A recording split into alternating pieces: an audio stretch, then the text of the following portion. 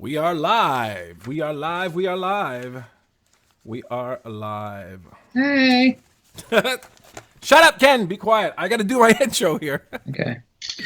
Hey, YouTubers. This is Jacques Gaines from Jacques Gaines Photography. And today I got a guest. We're going to talk about sensor size. I was checking out Ken's videos, and he made a video on the fact that we don't need to talk about sensor size, that it doesn't affect image quality. He's probably going to clarify me on what I just said, but it doesn't matter. He's listening in at the same time we do this. But before I start, I just want to tell you guys, check out JGP. JGP is all about getting the shot, but it's also about the journey getting there. I want you guys to go, if you can, to check it out. Check out my channel. Check what I have. There's a lot of behind the scenes, a lot of great stuff. And also a couple of videos I specifically would like you guys to check is the Angie teaser. It's just my behind the scenes on Angie that I did. I photographed her in her aerial hoop, and it was a lot of fun, and I get into the technical details. I used the XT2 and the XT20, which is surprising me and amazing me every single day. I also did a video called I Just Don't Care Anymore. I talk about the fact of how all these cameras and these reviews coming out doesn't really change much, all the specs. What I really think is most important is that you find something that's decent, that you like the glass, and the ergonomics are the most important thing to me when it comes to, does it fit in your hand and does it feel good for you? Because technologically speaking, I think we're basically on the same wavelength, and you can basically work with anything if you are creative. But today, let's get to the actual reason why we're having this actual web stream right now. We're talking to Angry Photographer. Angry Photographer, how are you today? How are you today, brother? Hey, how you doing, girlfriend? What's up? Girlfriend. You always call me that. That's too funny. Girl. Hey. Listen, Angry Photographer, let me just explain a bit where I come from and why I said what I said. Now, we were talking before, me and Ken, and I told Ken, listen, I'm not the most technical guy. I know what I'm talking about, but most of the videos I do on YouTube are basically based on my experiences and what I've experienced with certain cameras. I haven't had a lot of full frame experience. I've owned a 6D Mark I, but I have to admit there are two basic reasons why I think sensor size trumps all. And it's very important. When you get bigger sensor size, there's a lot of things that become more fun in your photography workflow. And one is just my basic experience. I've shot a lot of show photography and a lot of circus show photography where there's a lot of speed, there's a lot of movement, there's no light, and I cannot use a flash. And I have noticed in terms of low light tolerance that whenever I use a full frame, I can have a lot of fun. What does low light tolerance mean? Ken's probably going to explain in a minute what it means. I think it has a lot to do with the word dynamic range. We hear that a lot, dynamic range. We can almost get into explaining that because I'd like you to explain that, Ken, later on, because dynamic range is a funny thing. Everyone talks about it and they say, we need dynamic range, we need it. But anyway, so that's the first reason is basically my experience. Now, the second reason why I've always said that sensor size is an important thing is just the fact, to me, if you have a big ass eye on your face, you're going to see more shit. That's the only way to explain it. And I think that physically speaking, in a logical sense, that the fact that a photo sensor is larger, it'll take in more light physically. It will take in more light. Therefore, the technology that's behind the sensor for processing or whatever will be able to do its job a lot easier than if a photo site is a lot smaller. So those are the two reasons why I believe that sensor size is the most important thing. Now, another thing I want to mention before you start talking, Ken, is that a lot of people will mention the image processor behind the sensor. And that's another argument I've always told people is that, for example, par on par, if you take a 4/3 sensor, okay, 4/3 sensor with a certain processor, you take that same sensor that's taking in the image, and you get a nice image in the end. But you take that same processor and the same technology behind that 4/3 and you put it on a full frame.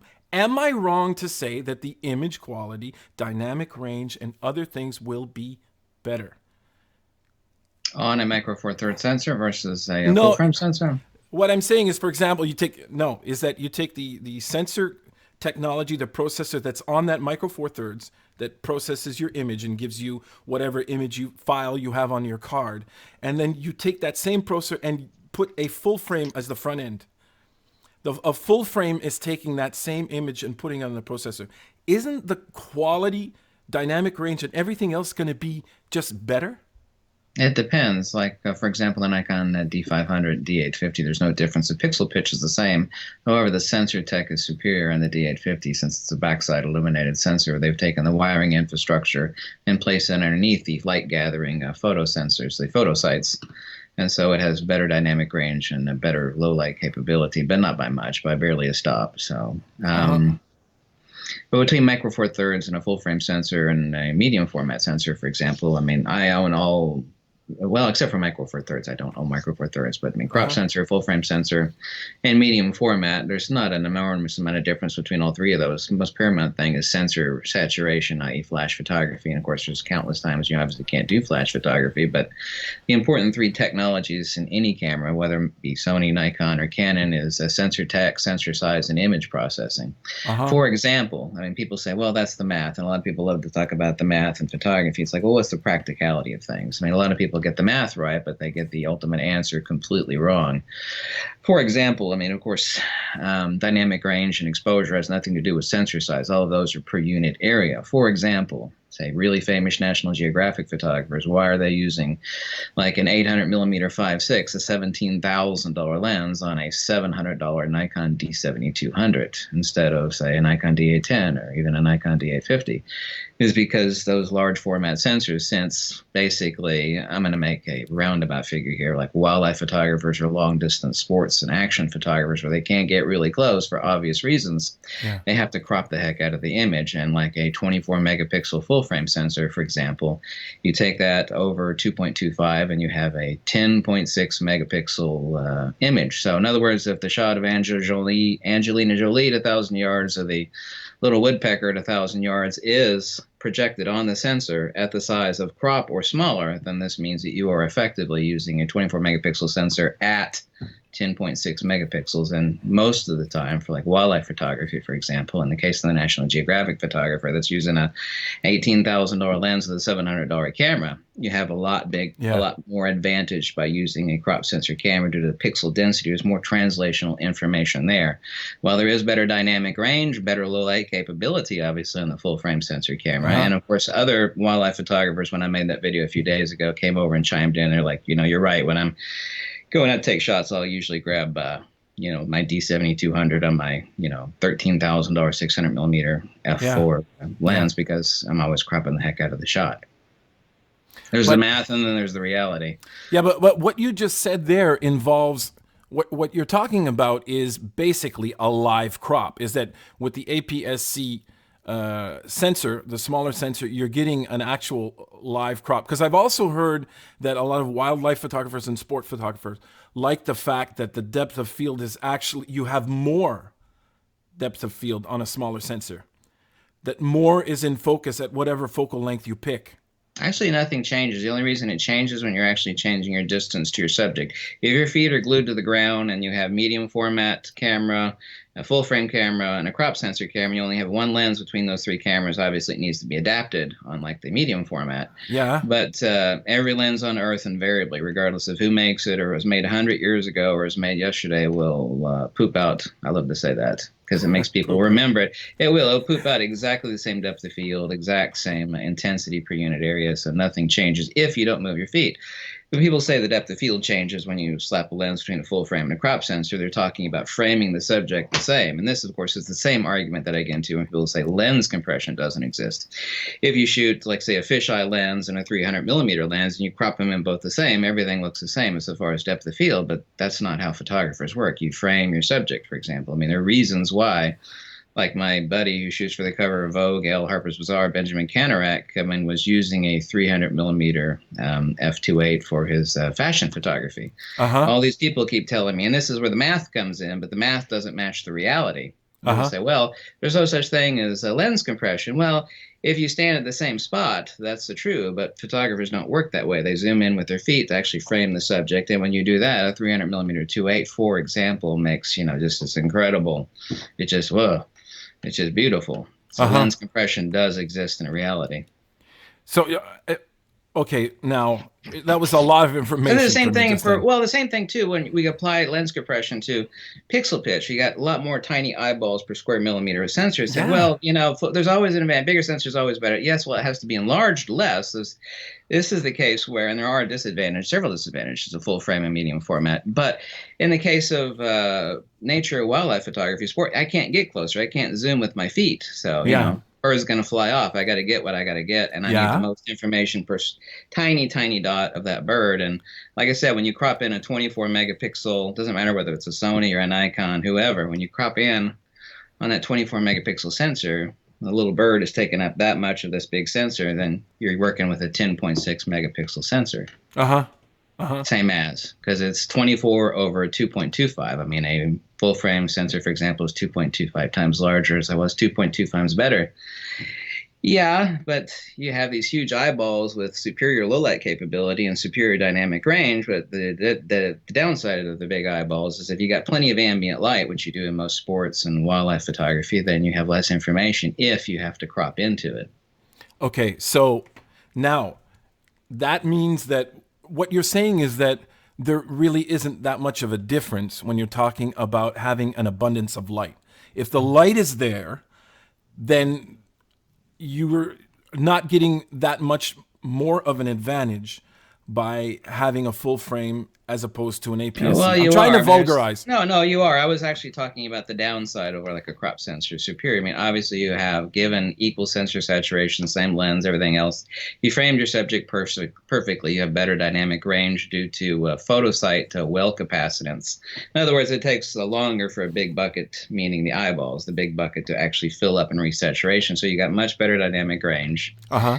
And obviously, the issue, of course, on crop sensor is getting a wide angle lens. I mean, when people say I want to do landscape photography and architecture, is like well, forget about crop Yeah, sensor, micro you're four thirds. stuck I with mean, that obviously, though. you're up the creek without a paddle. This is where this example, sensor saturation, dynamic range, better low light capability. But if you take it from all these YouTube channels, the one thing they keep saying, which is so absolutely ridiculous, I mean, Yeah. which is the reason why they have studio Yeah. strobes and speed lights, is everybody's talking like, they're shooting at the bottom of a well at midnight. I need a camera that will, well, if you need that, Bottom of a that's well fine. at But I mean, midnight. is every photographer out there shooting at the bottom of the well at midnight? I mean, do you really need that? If you got really good sensor saturation, micro four Uh-huh. thirds looks awesome.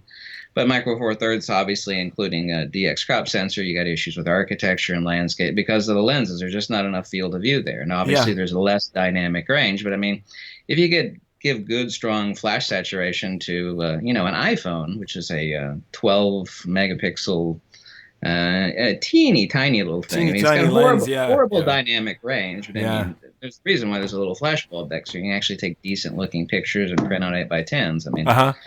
12 megapixels of saturation is still 12 megapixels of saturation. Obviously, you do have to blow it up more as opposed to like a Nikon D3, which is Uh-huh. also a 12 megapixel camera. I mean, that sensor is enormously huge compared to this little dinky thing. I mean, again, we're dealing with three different things in image processing. Everybody thinks the camera's about a sensor. It's three things: sensor technology, sensor size, and Size. image processing. For example, the Nikon D750, D610, exact same camera. D750 performs much better in low light and has better output than the Uh-huh. D610. That has nothing to do with the sensors, since they're both using the exact same sensor. It has to do with the image processing on the main board and the 80 converters. Uh-huh. But again, the question I'm asking, will you? Okay, so maybe I want you to vulgar. I love random camera junk. Just said, preach, Kenneth, preach. I love it. What? What, I girl? talked to him. I Yeah. talked. He didn't want to call me. He didn't I want to know. embarrass him now, but I'm embarrassing him in a good way. I was like, "Call me, man." He made fun of me a few times, which I thought was hilarious. I mean, I love when It's people make funny. fun of me. And he called me. He's like, "I did." I'm not going to say what we said in the phone call. I'm not going to embarrass him. He says, "Yeah, I was afraid to call you." He says, "All these people, they're going to dox me," and I've only heard that word a few times. It means like, "Look you up." It's like, man, I don't care. You know, I love you. You make fun of me, and you know. Oh, you should like. Uh, I think you need to make a video of my fat face like over top of a walrus or something, like oh talking yeah. about sensor size. He's It's funny. too funny. And his edits, he's got to keep on doing those edits because the way he edits those, it's great. You know, that's Oh, it's pure gold, man. I love it. it's He needs just to win an freaking great. Academy Award of YouTube. Oh boy! But listen, I got to go off on a small tangent, Ken, Yeah. because I really this is another question I've been asking myself. Okay, because right now I talk about this and I keep on saying that the sensor size thing, but now I am fully equipped in just APS C. I got the XT2 and the XT20. Now, one of the questions I wanted to ask you. Now, again, XH1, it's nice. You like it? Oh my God! Quit tempting me! Quit tempting me! Oh man! Look at that. He's kissing it. It's material, man. But here's the question I got. When you have an APS-C crop, okay, and you want to get that wide angle shot, now what happens is you have to go down. What is that? Just an angry face is being funny. I'm listening to you. Go ahead. Okay, when you have to go down in your focal length in your millimeters to get that wide shot. For example, on the Canon, it's 1.6 multiplier. So if you want a 16 millimeter focal length, you have to have a 10 millimeter lens on. But what Yeah. happens with that 10 millimeter lens is that you have a lot more distortion. So Yeah. that's the question I want to ask you. If is do you have to just pay a lot of money for a lens that has a lot less distortion? You're stuck with the distortion of that smaller focal length to get a normal focal length. There's only a couple lens manufacturers that can even make a half-hour's good wide-angle lens. That's Tamron it, you has know? started it. Nikon has been king. I mean, I got tons of Zeiss lenses. Zeiss and the Japanese and the Germans are horrible. Much as I love Zeiss, I got a pile of them. Wide-angle Zeiss lenses, meaning Uh-huh. anything wider than 35 millimeters, horrible, horrible. Yeah. Nikon owns that. Canon is almost as good. Well, the Nikon is, even if you hated Nikon, there are people that hate Nikon. They adapt to Nikon wide-angle lenses because they're Yeah. so incredible. But yeah, this is the issue of, well, one of several issues on crop sensor cameras. On the Obviously, one being yeah. dynamic range, and people keep thinking of a sensor. I wish they'd stop doing that because there's people on YouTube. We all know who keep saying that larger sensors gather more light, and of course that's not the case. They don't work like solar cells. Solar cells, you're only gathering one thing: ultimate charge. Obviously, you want a big ass solar cell top of your roof to get the most energy. But with the camera, the exposure is per unit area. Also, dynamic range is per unit area. And interestingly enough, what people can't seem to put two and two together is there's no such thing as a light meter on Earth that has an input for sensor size, because sensor size has nothing to do with exposure. That's funny. There's no light meter on Earth that has an input for sensor size. I like No, that. absolutely not. I really Also, do. importantly too, if, Yes. I'm all about big sensors. Like I said, I got medium format and full Uh-huh. frame crop sensor. There are industrial sensors. That's called the IMXP200 or something like that by Sony. Panasonic makes them. They're not for photography. They're for industrial use. And they have twice the dynamic range, well, almost twice the dynamic range of a 100 megapixel huge phase one sensor. Uh-huh. And far, far, far superior low light capability. And they're smaller. I forget the exact size, but they're smaller than a micro four thirds sensor. So this sensor that's smaller than a micro four thirds sensor has twice the dynamic range of the best camera on Earth and far superior low light capability. But it's only a two. They may have several different varieties. It's between 2 to 4 megapixels. I mean, it's a teeny tiny sensor with huge eyeballs on it. But Really. if you're talking about this sensor and you're saying it's industrial and they use it for stuff like missiles and guidance systems and stuff like that, isn't this thing not only operating in the visible light spectrum? Yeah, UV. It's got to be going in UV and like, infrared. yep. No? And yes, absolutely the case. Yeah. It depends on what use. They actually use them in CNC machines, Uh-huh. missile nose cone for air-to-air missiles, or Yeah. air-to-surface. They use them for all sorts of stuff. Must That's make why the Israelis make a lot of advanced weaponry, and that's why they bought the old Panasonic plants, and I forget what province of. yeah, I heard about that. Yeah. Yep. Yep. Yep, a What are doodle. people asking here? Ken, you and Jacques should do a Fuji shootout. I will pay to fly to Canada. That'd be great, man. If you want to do it, man, I'm cool with that. By the way, speaking of large sensors, how are you finding that GFX 50S? In what regards exactly? I mean, it's slow, it's big, it's clunky, it's kind of like the me of cameras, but it's not clunky. It's It's actually, kind of like the Mia. It's the Ken Wheeler of cameras. Is that what you're trying to say? I mean, compared to like a Pentax Z or a Mamiya Leaf, which I almost bought a Mamiya Leaf years ago. I mean, we're Uh huh. talking $30,000 for the camera, then endless thousands for the lenses. It's better than Pentax Z and Mamiya Leaf. It's actually, in many regards, more intuitive and better made camera than a Phase One is. Phase One has a lot more really refined details in it, where you can actually go overboard on white balance and Yeah, histograms that's and what some I've other heard. stuff. But I That's what mean, I've it's a heard. $6,500 camera, and for that kind of money, I mean, That's it blows out the Mamiya Leaf and the Pentax Z put together. I absolutely love the hell out of it. But I mean, no one's going to use it for anything that's fast moving at all. You don't even need it's like, well, a huge camera, a huge 51 megapixel, yeah. 14-bit lossless compressed raw file. It's got to need some fast cars. Like, no, I mean, only 3 frames per second max, and no one's really using it at that. You stick the slowest cards out there that money can buy from Walmart. Well, listen here. Let's get back to the point, Ken. This is the question I gotta ask you, and here it is. Name a couple of situations where people should say to themselves, "Okay, I have to get a full frame. For that, I have to get a full frame." And which situations where they should go, where they should seriously consider, screw the full frame. I'm going to get APS C. And also, what situations? Okay, yeah. So there's three questions. Where should they go strictly full frame? Where can they go full frame or APS C? And where should they just go APS C? Let's answer one question at a time. Someone Okay. says, no way to Micro Four Thirds and a DX crop sensor. That would be for architecture, landscape, portraiture. I'd say on a 70%. Yeah, if you can afford it, get a full frame camera. So architecture, yeah, architecture, portraiture, landscape, obviously so for Yeah. countless reasons. And is it because of what we talked about before? Also, too, really important, like event, like low light, where you can't bring a flash.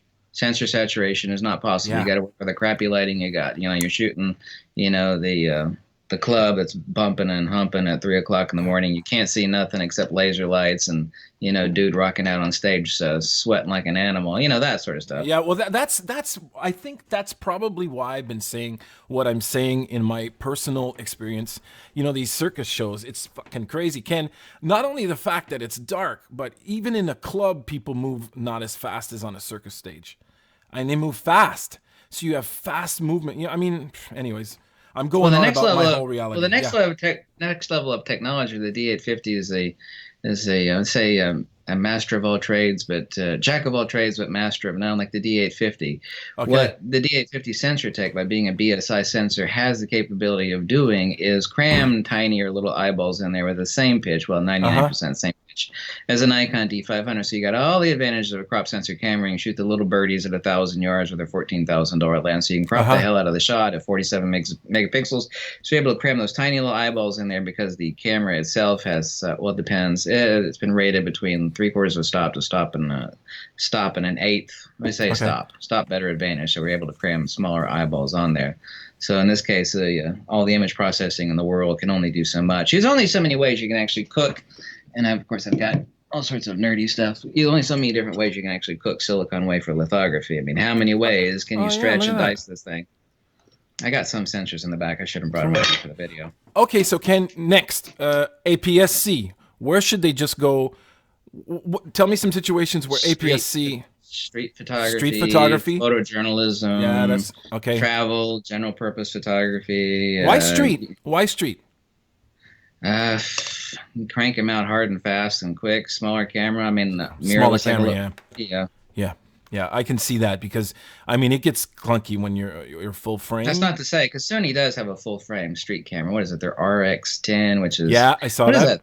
What is it? How many thousands of dollars is that little camera I again? think it's well up here in Canada where everything is 50 gazillion times more than you guys. Yeah. I think it's like $4,000. Three no 3,400 Canadian. So what is it? Oh my God. 2,200 Real, American. That I've really seen that sucks. thing. I've never, never heard anybody really talk about it too. It's like an X100F, but Exactly. sort of full frame, that sort of. But apparently this year Canon's supposed to come out with that same sort of concept, I've been telling a everybody. fixed You lens. notice that nobody says that mirrorless is smaller. I've been telling people, mirrorless is not smaller. Oh yeah, No, it it is. gets bigger and Nobody bigger. says that anymore. Nobody says that anymore. No, no, that's true. I used to But say it all the time. Oh, mirrorless is smaller. Yeah, sure it is. No. so where can people just go APS? Where can they go like flip side, either APS C or full frame? Doesn't really matter. Oh Lord, I guess that applies to everything. I mean, either way. Yeah, well, Either, I think what happens also is that, I mean, you can only do so much and listen to so many people, but at one point when you work with your camera, you start learning and being familiar with its downsides and its upsides. You just want to have as many upsides on your side as possible. And in my case, that's where the full frame comes into play. But I will keep that in mind. But I really thought that when you use a crop sensor camera, you're getting more depth of field. That surprised me today. now, if you got your feet glued in the same spot, people only say that because you're actually framing your subject the same and zoom with your feet. It's the same thing with compression. People say, well, lens compression doesn't exist at all because look, boom, boom, boom. Here's 1,000 examples. Uh Stand huh. in the same spot, uses a fisheye versus a 300 millimeter crop in the same. Depth of field is exactly the same. Nothing has changed other than No. the lens output, but that's not how photographers work. This is where the math butts heads with how photographers work. Yeah. You Oh, can't get closer to the bird. Sorry. by the way, Juan Lopez, you put the RX10. You're wrong. It's not that one. It's another camera. It's a fixed lens, full frame, small camera by Yeah. Sony. I RX1R, always isn't it, or something like that? RX1R. So if you were Yeah. wondering, but the RX10, that's just another world. I have it. That's their bridge camera. That's an all in. That is really a jack. We were speaking of jack of all trades, master of none. I have the Panasonic equivalent. I gotta sell that thing. It's the FZ2500. This thing does everything, and poorly, poorly. I mean, I have a G7X.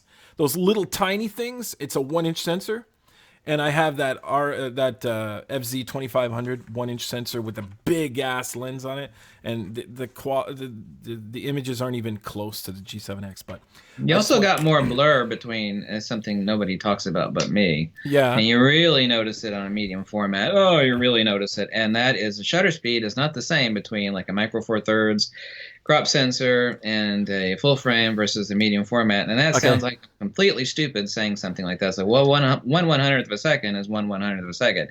No, it's not. Imagine like curtains, like on a movie theater, like yeah, closing on your computer screen. Well, how long does it take for one hundredth of a second for a curtain to close?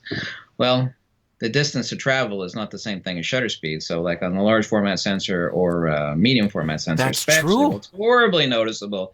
And everybody that's made a YouTube video that's never used medium format before, they go, "Oh my God, it's so much harder." They think it's a heavier camera, so it doesn't move as much. Uh A huh. bigger, like a bigger lens is easier to handhold because it's steady. It's it takes more to shake it back and forth as opposed to a smaller camera. And they go, "Oh Okay. my God, I can't believe that it's so much harder to handhold this thing at normal shutter speeds." What I'm used to working with, like I'm getting blur at 1/250th of a second Yeah. because, and people don't, it doesn't make sense. It seems Yeah. totally stupid to say, well, shutter speed is not the same. If 1/100th of a second across all these different formats is different because the shutter speed is different than the time to travel from.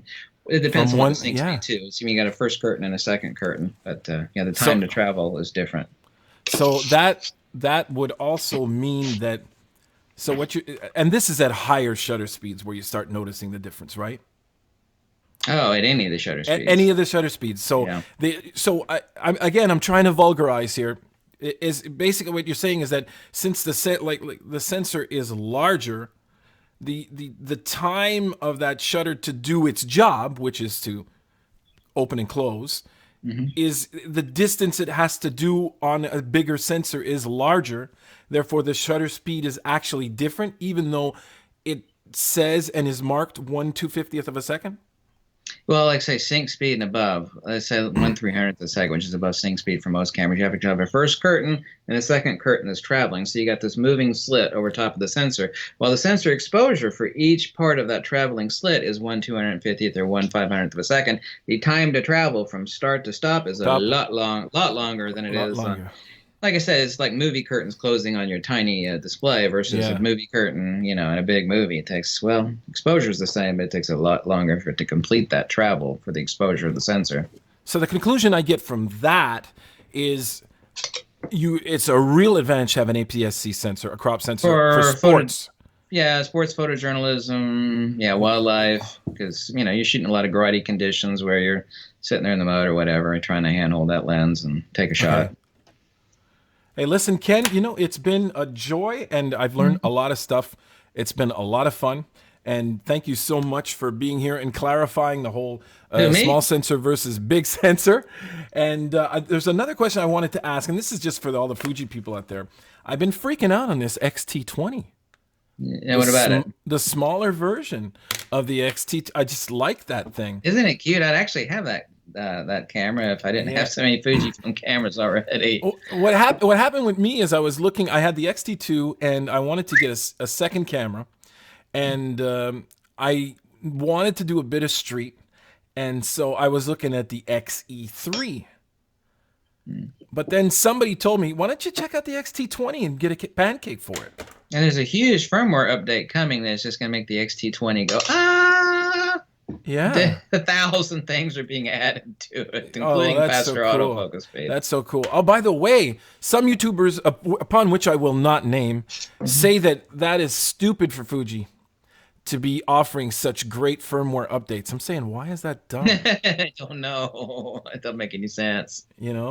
Anyways, but listen, Ken, thanks for being here, man. It's been a blast. I mean, seriously, I learned a whole shitload of stuff. And I got to stop that, then. what's Sucks. that? You got Stop that. That sucks. What's that behind you? What's that flash behind you? Oh, this is a 47-inch Pulsey Buff Octabox with the grid on it. Okay, cool.